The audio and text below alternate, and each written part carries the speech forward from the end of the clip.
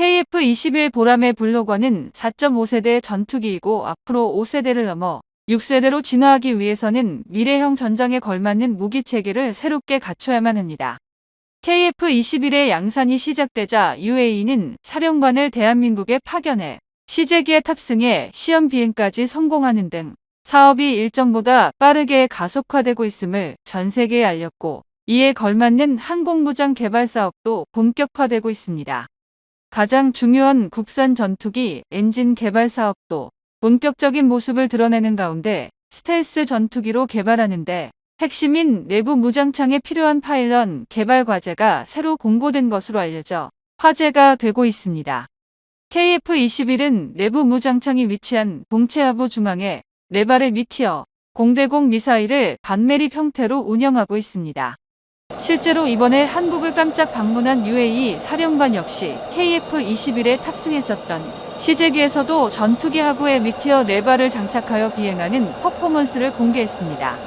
반매립 무장창은 4.5세대 스텔스 전투기의 신기술 중 하나로 레이더, 반사파가 많이 발생되는 공대공 무기를 동체 중앙 내부로 수납해 반사율을 크게 낮출 수 있으며 이를 통해 은밀한 침투가 가능한 스텔스 기술을 확보할 수 있습니다. 특히 KF-21은 반사각 정렬 기수가 스텔스 도료 조종석의 스텔스 처리를 위한 캐노피 특수 코팅 기술들이 추가되면서 전면에서 F-35급의 스텔스 성능을 확보하도록 하고 있는데요. 이런 와중에 아주 특별한 소식이 전해졌습니다. 2020년부터 본격적으로 개발되고 있는 대형 내부 무장창이 개발 막바지 단계인 것으로 나타났기 때문입니다. 지금까지 KF-21 하부에 장착되어 운영되고 있는 미티어 공대공 미사일은 안전하게 장착하고 발사 시 외부로 투하되는 파일런이 영국에서 개발되어 공급받고 있었습니다. 그렇기에 국방과학연구소에서는 KF-21 내부 무장창에서 운영할 새로운 파일런을 추가로 개발하고 있는데요. 최근 국방과학연구소가 공고한 개발 사업에서 한국산업기술연구회 주관으로 공대공 무장발사대 장착 기술이라는 과제를 통해 KF-21 전투기의 내부 무장창에서 장착하는 전용 파일런 개발이 시작된 것이 확인되었습니다. 개발 기간은 2025년 10월부터 2029년 9월까지 48개월간이며 120억 원을 투자해 공대공 유도 무기를 내부 무장창에서 장착해 스텔스 성능을 향상시키고 유도 미사일을 수직 하방으로 사출할 수 있는 투하 장치를 개발하는 것을 명시하고 있습니다. 이번 과제는 응용 연구 단계이며 시제품을 개발해 내부 무장창과 통합할 계획으로 알려져 실제 성능까지 확인하는 절차를 거치는 것이 예정되어 있습니다. 사출 방식은 유압식이 아닌 공기를 이용한 공압식이며 파일런이 버틸 수 있는 최대 중량은 미국의 AIM-120 암람급 미사일 장착이 가능해야 된다고 명시되어 있습니다. 여기에 내부 무장창에 장착된 파일런에서 미사일을 안전하게 외부로 분리하기 위해서 무장 발사대에서 전개되어 이격하는 방식인데, 세계 최강 전투기라는 F-22나 F-35 전투기에 장착된 방식이 첨단 무장 파일런과 동일하다고 보시면 됩니다. 현재 KF-21에 장착된 미티어 미사일은 영국 코밤사가 공급하는 파일론을 사용하고 있는데, 이는 유로파이터 타이푼의 반매립 무장 장착대가 그대로 활용되고 있습니다. 코밤사의 무장 장착대는 파일런이 고정식으로 미사일을 동체에 바로 조립할 수 있으며 발사 시에는 3개의 사출 장치가 튕겨나오면서 분리된 미사일을 밖으로 강하게 밀어내면서 공중에서 2차 점화로 발사할 수 있도록 설계되었습니다. 그러나 내부 파일런은 날개에 장착되는 것에 비해 공간이 한정되기 때문에 기존과 다르게 최대한 무장을 외부로 전개시킨 후에 발사하는 방식의 새로운 파일런 개발을 요구받고 있습니다. 국과연이 과제를 통해 공개한 개발 개념은 공대공 무장이 내부 무장창에 장착되어 분리되기 전까지 어떠한 기동 상태에서도 안정적으로 무장을 고정시킬 수 있어야 하며, 내부 무장창이 개방되었을 경우 안전하게 미사일을 외부로 발사할 수 있는 기계적인 메커니즘을 함께 개발할 것을 요구하고 있습니다. 여기에 압축된 공기를 투하 신호에 따라 제어 시스템을 통해 안전한 사출이 이루어질 정도로 전개되어 투하하는 기술로 명시되어 있습니다. 이를 위해 전용 내부 무장 발사대를 확보하며 투하장치 및 공합 제어장치의 설계와 검증 기술을 확보한다고 명시되어 있습니다. 내부 무장창에 적용할 무장 발사대 제작을 위해서 몇 가지 단위 과제를 수용하여야 하는데 무장 발사대 통합 및 시험, 투하장치 설계 및 제작, 공합 제어장치 설계 및 제작이 포함됩니다. 이번 과제는 중거리 공대공 미사일을 장착할 수 있는 전용 무장 장착대를 우선적으로 개발할 것이며 추후 유도 폭탄용 무장 발사대를 추가로 계단형 개발을 진행 중입니다. 현재 KF-21 전투기는 68% 정도의 국산화를 완성시켰습니다. 그중 영국에서 공급하는 KF-21의 핵심 기술은 사출 좌석과 공중급유 시스템, 항공용 동체 연료 탱크, 조정사 산소 공급 장치 등이며 여기에 반메리 무장 파일런까지 함께 공급하고 있습니다.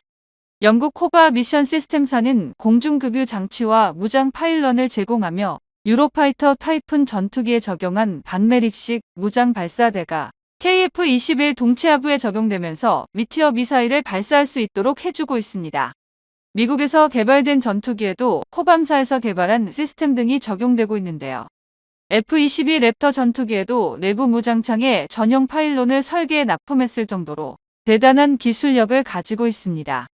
그렇기에 이번에 KF-21 전투기에 들어갈 파일런을 개발하겠다는 것은 더 이상 해외에서 수입해왔던 부품과 기술들을 줄이겠다는 의미인데요. 일부 언론에서는 영국 코밤사에서 개발한 내부 무장창 파일런을 도입하면 쉽게 운영할 수 있는데 굳이 국산화를 추진하는 이유에 대해 의문을 가지기도 했습니다. 하지만 이는 다른 의미에서 꼭 필요한 사업이라고도 하는데요. 첫 번째로 국산 내부 무장창에 대한 기술이나 스펙을 유출하는 것을 경계하기 위해 무장 파일론을 자체 개발하는 것입니다. 공동개발국가인 인도네시아가 KF-21 전투기에 들어가는 핵심 기술들을 유출하기 위해 시도하였고 실제로 어떠한 기술들이 인도네시아에 넘어갔는지는 정확하게 알 수는 없습니다. 수사 결과 전투기의 4대 핵심 기술들을 비롯한 기술들은 유출이 되지는 않았다고 하지만 처음부터 공동개발이 아닌 국내 자체 기술로 핵심 기술들을 개발했다면 이런 일이 벌어지지도 않았을 것입니다. 두 번째로 UAE나 사우디, 일부 중동 국가들에게 KF-21 전투기를 수출하였을 때 해당 부품들로 인해 수출 거부를 하지 않도록 하기 위함입니다. KF-21 전투기에 들어가는 가장 중요한 엔진을 국내에서 개발해 제작하는 가장 큰 이유가 바로 수출을 하기 위해서입니다. 그렇기에 4.5세대 전투기로 등장하는 KF-21이 빠르게 블록2의 스텔스 전투기로 완성하기 위하여 내부 무장창 개발을 촉진하고 있으며 전용 파일런 개발도 진행하는 것입니다. 그러나 내부 무장창에서 운영하는 파일런을 개발한 국가는 미국과 영국 등으로 한국이 도전하는 것이 쉽지 않을 것으로 예상됩니다. 내부 무장창 파일런 개발이 생각보다 어려운 이유는 외부로 전개되어야 한다는 것이 문제가 되기 때문인데요. 내부 무장창이 개방되었을 때 초음 속으로 비행할 경우 복잡한 와류가 형성되며 이때 발생한 태풍급의 소용돌이가 비행기 항력을 증가시키는 것뿐만 아니라 내부 구조물의 진동까지 유발시킨다는 것 때문에 개발이 쉽지 않습니다. 또한 파일런은 내부의 장착 공간이 한정되면서 튼튼하게 만들기도 어려워 고도의 기계적 메커니즘 기술이 필요한데요. 전투기는 말 그대로 일반적인 비행에서만 무장을 발사하는 것이 아닌 180도 뒤집혀진 상태에서도 무장이 발사되어야 하기 때문에 단순히 중력에 의존하는 기존의 무장창과는 개발 난이도가 다릅니다. 미국에서도 F-22 랩터를 개발할 당시 초기형과 후기형에서 내부 파일런 작동 방식이 바뀌었습니다. 현재는 영국 코밤사가 제안한 늘어났다 접히는 방식의 새로운 파일런이 선택되어 운영되고 있습니다. AIM-120 암람의 무게는 150kg인데 사이드 와인더의 90kg의 중량을 가지고 있는 것보다 무거운 무장을 운영할 수 있는 전용 파일런을 개발하여야 하며 거꾸로 전개되어야만 하기 때문에 바람의 영향에서도 튼튼한 전용 파일런으로 설계되어야 합니다. 무장을 투하시킨 뒤 다시 원상태로 회복하는 공합 시스템이 거꾸로 뒤집히더라도 위로 무장을 발사할 수 있도록 해야 하기 때문에 순간적으로 밀어내는 강력한 힘까지 만들어야 합니다. 그렇기에 미국에서도 공학적인 이유로 개발한 내부 무장창용 파일런의 특징은 암람 미사일보다 두꺼운 파일론으로 제작된 것이며 2015년에야 시스템이 안정화되어 전투 배치되었다는 것입니다. 미국은 내부 무장창 파일런 개발에 15년 이상을 투자했을 정도로 다양한 무기를 운영할 수 있는 전용 파일런을 개발해 사용하고 있습니다. 그러나 KF-21은 F-35 스텔스 전투기보다 동체폭이 좁고 깊이도 작아 날렵한 형상을 가지고 있어 비행 시의 항력에서는 유리하지만 무장을 내부에 장착하는 점에서는 불리한 상황입니다. 그만큼 내부 공간을 최대로 확보하기가 어렵기 때문에 국산 KF-21 전용 파일런 개발이 필요합니다. 게다가 내부 무장을 열었을 때 안쪽에도 전용 파일론을 추가해 동체에서만 파일론을 운영하는 것이 아니라 하부에서도 미사일이 운영되어 더 많은 무장을 장착하는 방안을 본격 연구하고 있습니다. 내부 무장창을 최대로 활용하기 위해서는 동체에 장착되는 파일런이 사출을 위해 일정 길이만큼 늘어나 무장을 분리하지만 내부 무장창 도어 안쪽에 장착된 새로운 무장은 스프링으로 튕겨내는 전용 파일런을 가지고 있어 미티어 미사일에 적용된 파일런이 그대로 활용될 수 있습니다. 두 가지 종류의 파일런이 개발되면 동체 깊숙이 대형 폭탄이나 미사일을 장착하고도 안쪽에는 단거리 미사일 등을 장착해 내부 무장창이 더 많은 무장을 운영할 수 있도록 한다는 장점이 있는데요. 이번 사업 공고를 통해 KF-21 스텔스화가 빠르게 진행될 것으로 보이며 미래 전장에 걸맞는 무기를 완벽히 구현해 낼 것입니다. 대한민국 공군이 세계 방산 시장을 뒤집어 놓을 새로운 작전 계획이 공개가 되었는데요. 자주국방의 핵심 연구소 국방과학연구소에서 KF-21 전투기와 함께 편대 비행 작전을 펼치는 KUS 무인 스텔스기가 한반도 전역을 포함한 1000km 이상 광범위한 영역에 걸친 대규모 화력전을 선두에서 진행하는 핵심 역할을 맡으며 양산과 동시에 스텔스 블록 사업까지 모두 끝낸다면 동북아시아 공군 전력의 판을 뒤집을 수 있다고 자신있게 언급해 화제가 되고 있습니다. 이는 단순히 전투기에만 국한되지 않으며 한국 최초로 무인 드론의 해외 수출까지 성공하게 될 계획을 준비하고 있는데요. 대한민국 항공산업의 새로운 장이 펼쳐지게 되었습니다. 오늘은 대한민국의 무인 전투기와 무인 드론에 대해 알아보겠습니다. 한국뿐만 아니라 세계 군사 강대국들은 인구 절벽이라는 고민에 빠져 있는데요. 전 세계 그 어떤 나라조차 뾰족한 해결책을 내놓지 못하는 실정이었습니다. 그런데 대한민국이 이를 해결할 무인화, 신기술을 세계 최초로 발표하면서 시선이 집중되고 있습니다. 최근 방산 시장을 가장 뜨겁게 달구고 있는 키워드는 단연 무인화일 것인데요. 무인 장비는 운영 인원을 감축시킬 수 있을 뿐만 아니라 병사들의 생존 확률도 상당히 높일 수 있습니다. 게다가 고도로 발달한 무인화 기술은 불안한 안보 상황의 양적 완화에도 일조할 수 있는데요. 그동안 퇴역 후 치작물자가 되어 제대로 관리조차 받지 못했던 구식 장비들을 무인화 기술을 적용해 일종의 드론으로 사용하는 기술이 개발되었기 때문입니다. 예를 들어 우크라이나군 참모를 파괴하기 위해 폭발물을 가득 실은 채 돌격하던 러시아군의 무인 전차도 단순하고 초보적이긴 하지만 퇴역 장비의 무인화 기술을 접목한 대표적인 사례인데요. 이건 퇴역을 앞둔 전투기에도 해당되는 이야기입니다. 전투기 수백 대가 단지 작품만을 위해 달려드는 모습을 떠올려 보면 답이 나올 건데요. 대한민국이 기존 무인화 기술의 패러다임을 송두리째 바꿔버릴 완전히 새로운 체계를 개발하는 데 성공했습니다. 아주 기초적이고 단순한 동작만 가능하던 무인 전투기를 고도로 훈련된 베테랑 파일럿 수준의 기동이 가능하도록 바꿔주는 혁신적인 기술인데요. 여기에 대한민국 기술진이 인간 형태로 만든 로봇 휴머노이드로 전투기 조종을 하는 기술을 세계 최초로 개발하여 기존의 항공기를 개조하지 않고 즉각적으로 자동 비행이 가능해 실용성 및 활용성이 매우 높다고 할 수 있습니다. 사실 파일럿을 인공지능으로 대체 무인화하려는 시도는 세계적으로 이루어지고 있는데요. 무인화가 현실에서 이루어진다면 인공지능은 인간이기에 어쩔 수 없는 파일럿의 한계를 아주 간단히 뛰어넘을 수 있습니다. 인간의 몸은 아무리 고도로 훈련되었다 하더라도 일정 중력 가속도 이상을 견디는 게 불가능합니다. 그러나 인공지능 파일럿은 중력 가속도 문제에서 자유로운데요.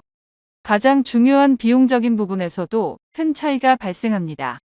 인간 파일럿은 F-16 파일럿 기준으로 최초 양성에만 약 2억 1천만 원, 이후 10년간 베테랑 파일럿으로 거듭나는데 87억 원가량의 양성 비용이 필요합니다.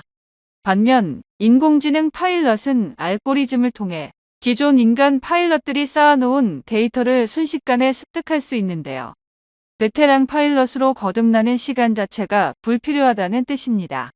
인공지능은 보다 효율적인 전투도 가능하며 인간 파일럿은 연료 소비와 기체 각도, 최고 속도 등의 모든 조건을 고려해 연비 문제를 항상 계산하며 비행해야 하지만 인공지능은 애초에 완벽한 데이터 처리로 목표 지점까지 효율적이며 최적의 비행 궤도를 실현할 수 있는데요.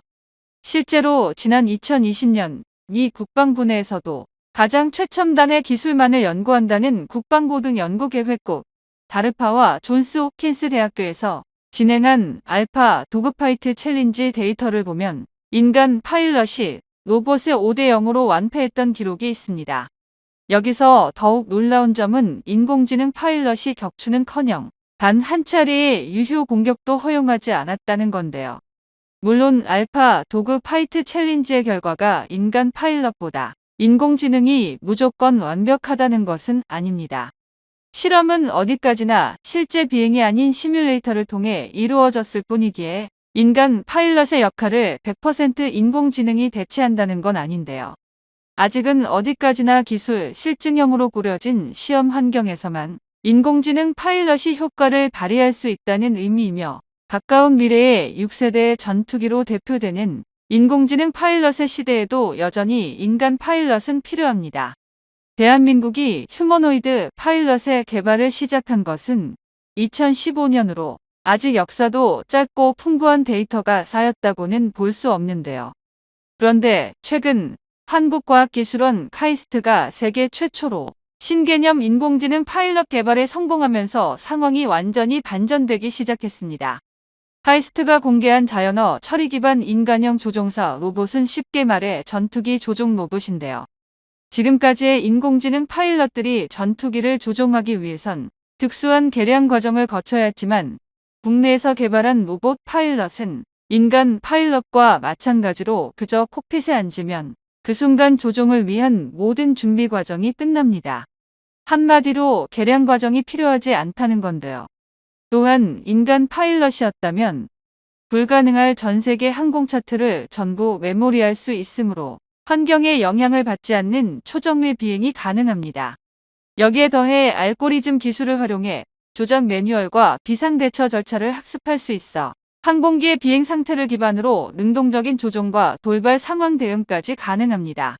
현재 카이스트가 주도하고 있는 인간형 로봇 시제기는 아무런 개조를 가하지 않은 상태에서 항공기 시뮬레이터를 직접 조작하는 데까지 기술을 완성한 상태입니다.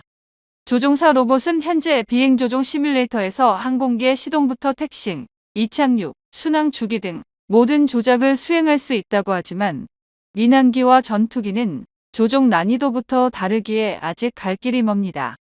그러나 한국만이 가진 확실한 장점이 있기에 무인화 기술의 미래를 밝혀주고 있는데요.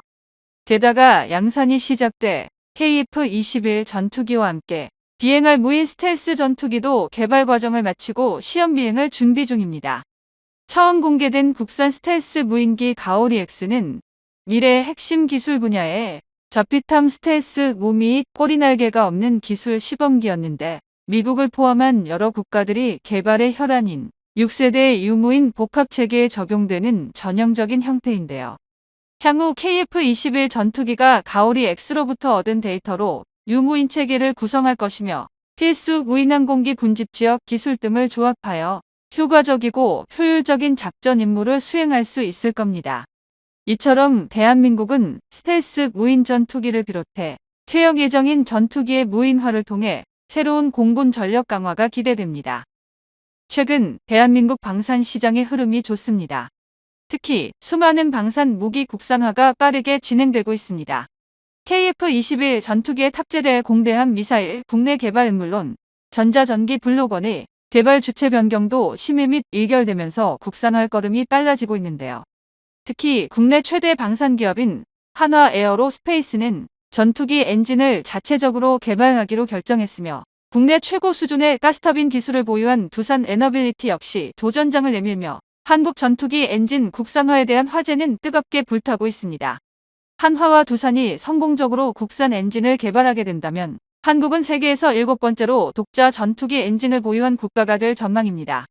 1월 방위산업계에 따르면 한화와 두산은 최근 국방과학연구소가 발주한 첨단 엔진 개발 관련 개념 설계 프로젝트에 참여해 검증을 완료했습니다.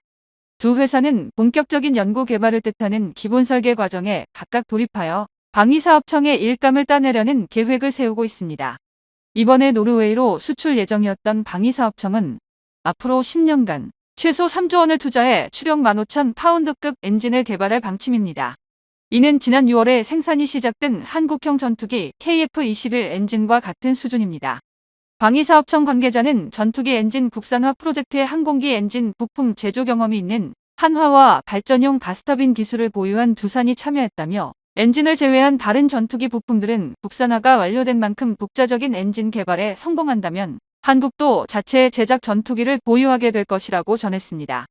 방위사업청은 한화와 두산이 경쟁하기보다는 함께 시너지를 낼 수 있도록 합작 개발을 권장한 것으로 알려졌습니다.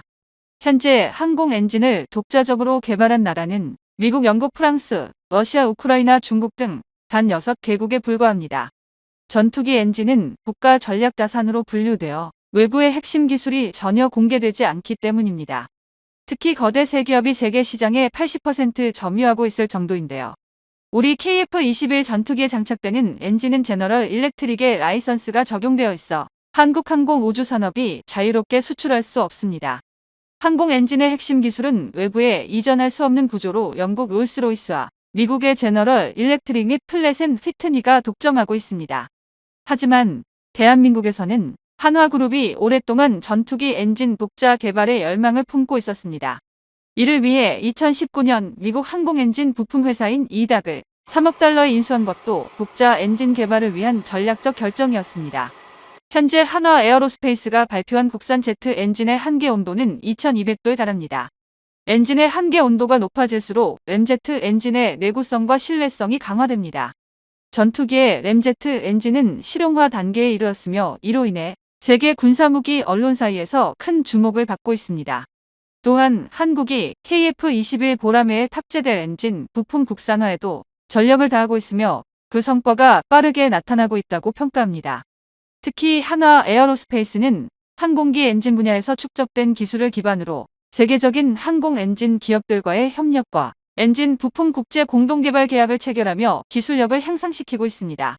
이로 인해 한국 항공 엔진 산업은 단순 하청을 넘어 고부가 가치 제품을 공급하는 글로벌 엔진 제조국을 성장하고 있습니다.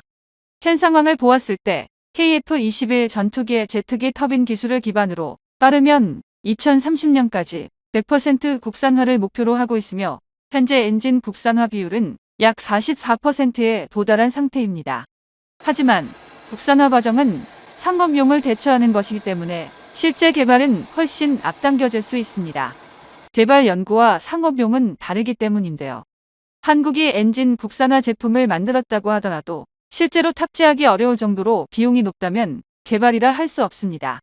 어느 정도 엔진 개발이 완료되었더라도 실제 상용화하기까지가 매우 오랜 기간이 걸리는 것이 바로 비용 문제 때문입니다. 그렇기에 2030년까지 엔진 국산화하는 것은 어느 정도 미리 테스트용 엔진이 개발된 뒤 약 몇 년의 과정을 걸쳐서 상업화를 시키는 과정으로 보시면 됩니다. 이 말인즉슨 이미 국산 엔진 개발이 완료되었을 수도 있다는 것인데요. 사실 한간에는 KF-21 보라매 국산 엔진 기술은 모두 개발이 완료되었다는 소문이 떠들지만 카이 관계자가 아닌 이상 자세한 정보는 알 수 없습니다. 소문 속 진실과 그동안 우리 방산업계의 행적, 그리고 발표된 기술력을 바탕으로 우리가 유추할 수 있는 것은 2025년 정도에는 어느 정도는 테스트를 할 것이라는 것과 상용화 과정을 5년을 잡는다면 2030년에는 충분히 자랑스러운 우리 KF-21 전투기에 완벽하게 탑재되어 하늘을 날 수 있을 것이라는 겁니다. 국방과학연구소는 지속적으로 엔진 개발을 추진하고 있습니다. KF-21, FA-50, T-50 등 공군 주요 항공기 엔진과 한국형 헬기 수리온의 국산 엔진 생산은 이제 그 미래가 눈에 보일 정도로 가까운 상황입니다.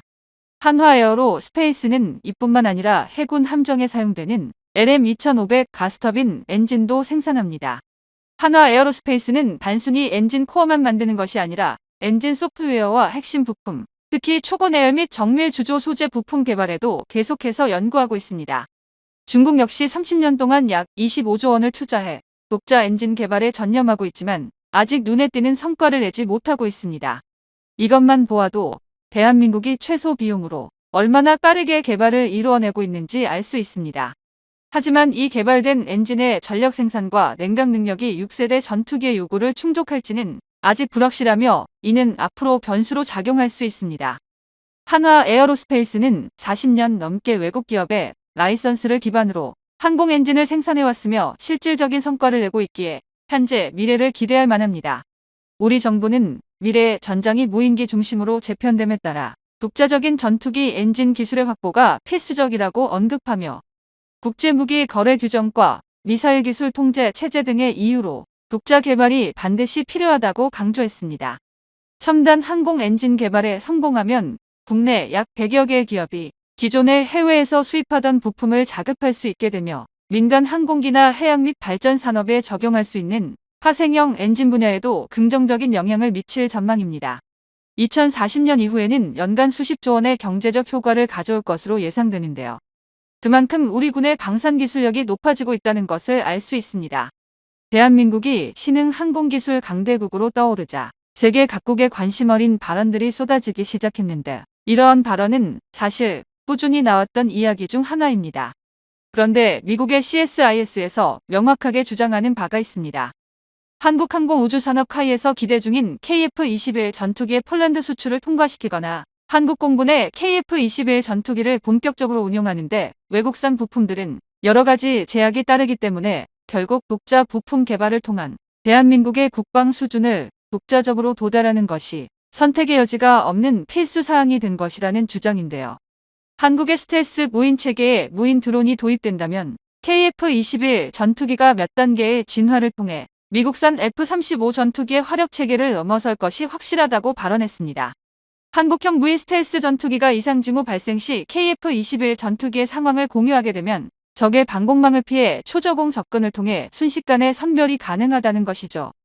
국산 무기 체계의 장점인 K링크 네트워크 연결 능력이 또 하나의 무기가 되고 있는 것이며 미국뿐만 아니라 인도의 군사 무기 전문 매체 기자도 한국은 탁월한 무인기 기술을 보유하게 되었다며 아직 독자적인 무인 전투기를 개발할 엄두를 내지 못하는 일본과는 정말 대조적인 상황으로 보인다고 설명했습니다.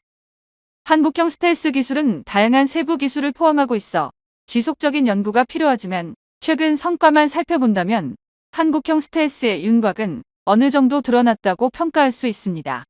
스텔스 기능까지 적용된 무인 전투기는 이를 활용해 미래 공중전의 필수 무기 체계로 자리 잡을 것입니다. 특히 국산 초음속 전투기인 KF-21과 유무인 복합편대는 미래 공중전에서 우위를 차지할 한국의 독자적 게임 체인저로 주목받고 있습니다. 대한민국은 일찍부터 무인 기술이 혁신 기술의 중심이 될 것을 확신하였고 한국항공우주산업은 차세대 전술체계인 유무인 복합편대를 통해 미래 항공전을 국방부는 스텔스 무인 전투기 개발에 더욱 속도를 낼 것이라고 밝혔습니다. 이를 위해 국방부, 국방과학연구소, 방위사업청, 그리고 국내 방산업체들이 협력하여 개발 중인 스텔스 무인 전투기의 성능은 벌써부터 기대를 한 몸에 받고 있습니다. 또한 최근 국방부는 국방혁신 4.0의 일환으로 무인 전투체계와 그물망 킬웹 작전을 도입할 예정이라고 밝혔습니다. 킬웹은 킬체인과 달리 그물망 같은 촘촘한 타격 절차를 통해 북한이 핵미사일을 발사하기 전에 미리 교란하거나 파괴할 수 있는 새로운 작전 운용 개념입니다. KF-21 전투기와 무인 전투기가 함께 편대를 이루는 유무인 복합편대는 킬웹의 이상적인 무기체계로 평가되며 이는 차기 군단 무인기 체계 개발을 위해 고강도 경량 소재 도입을 고려하고 있으며 사실상 계획이 제출된 것으로 확인되었습니다. 또한 중요한 것은 전자전과 통신 중계 등 다양한 임무 수행 능력을 갖추는 것입니다. 스텔스 능력은 특히 무인 전투기가 전장을 누비기 위해 중요한 부분입니다. 군사부서에 따르면 최근 한국군은 레이더 탐지하기 어려운 비행체 형성 설계 기술을 보유했다고 발표했습니다. 그간 공식 발표와 개발 현황 사이의 간격을 비교해 예측해본다면 현재 무인기 개발은 상당한 수준의 진척이 있었고 이제는 마무리 단계에 이르고 있다고 기대됩니다. 실제 군사정보통의 보도에 따르면 비공개로 시험 비행을 진행했다고 밝혔는데요. 현재 공개된 자료에 따르면 개발 중인 대형 스텔스 무인 전투기 시제품 생산을 상반기 중으로 끝마치고 KF-21 전투기에 양산형 기체가 나오는 2026년에 무인 편대 비행이 가능한 다양한 핵심 기술을 적용하겠다고 언급했습니다. 6세대 스텔스 전투기의 핵심인 유무인 복합체계 형성으로 생존성과 작전 성공률 향상을 위해 KF-21 전투기와 함께 비행하는 스텔스 무인 전투기 개발을 활발하게 진행하고 있습니다. 이미 체계적으로 적의 방공망을 무력화하기 위한 스텔스 유무인 전투기와 장거리 순항 미사일 개발은 이미 속도가 붙고 있습니다. 이 모든 기술을 갖추기 위해 기술진은 밤낮 없이 집중하고 있으며 현재까지 생존성과 임무 성공률 향상을 위한 스텔스 무인 전투기에 대한 연구도 활발히 진행되고 있습니다. 스텔스 무인 전투기의 최우선 운영 목표는 고위험, 즉 방공망에 접근하거나 침투해 순식간에 목표물을 공격하고 신속히 철수하는 것으로 알려졌습니다. 스텔스 기술과 고속에너지 엔진 기술이 필수적인데요. 군사부서에 따르면 최근 한국군은 레이더에 탐지되기 어려운 비행체 형성 설계 기술을 확보했다고 공식화했습니다. 국방과학연구소는 2016년부터 저피탄 무인 항공기 핵심 기술에 대한 연구를 진행했습니다. 그런데 작년부터 실질적인 성과를 내기 시작하면서 불과 5년 만에 무인기 스텔스 기술을 개발하는 쾌거를 이루었습니다. 한국군은 레이더 탐지 확률이 적은 저피탐 형상과 전파 흡수 물질을 적용한 O형 비행체를 만들어 레이더 반사 기능을 최종적으로 확인했다고 전했습니다. 더불어 항공기 꼬리 날개가 없는 특수 모형을 제작하고 비행 시험을 실시해 비행 제어 알고리즘을 검증함으로써 무인 항공기의 필수적인 핵심 기술을 완벽히 확보해냈는데요. 한국공군은 이번 성과를 바탕으로 저피탐 비행체 기술 개발 선도를 목표로 하며 기술 고도화와 연구 역량을 집중해 나갈 방침입니다. 한국은 1999년 스텔스 형상 설계 재료 개발 과제를 시작하며 스텔스 무기 체계 연구를 본격화했습니다. 그리고 한국군의 성과는 생각보다도 매우 빠르게 나타났죠.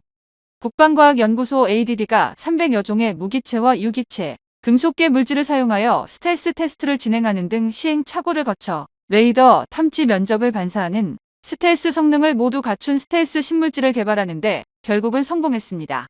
ADD는 새로운 레이더 흡수 물질을 개발하면서 각각의 재료 물질이 어떻게 반응하는지 데이터베이스를 축적하여 추가적인 개발과 개량이 가능하도록 기술 확보를 시작했는데요. 이 기술을 받아 한국항공우주산업은 KF-21 전투기 실전 배치 후 블록3부터는 내장용 웨폰 베이를 장착하고 스텔스 절연 재료를 적용하여 5세대 스텔스 전투기로 변화할 계획을 세운 것입니다. 한국은 스텔스 기술뿐만 아니라 스텔스를 탐지하고 추적할 수 있는 카운터 전략도 동시에 마련 중입니다. 국방과학연구소가 저피탐 항공기를 포착해 추적할 수 있는 레이더 기술을 국내 독자 기술로 개발해 완료했습니다. 한화 시스템이 2019년 초단파 레이더로 소형 스텔스기를 탐지하는 기술을 개발해 이후 2년 만에 국방과학연구소가 고출력 고강도 표적 탐지 기술에 의한 스텔스 탐지 기술 개발에 성공한 것입니다.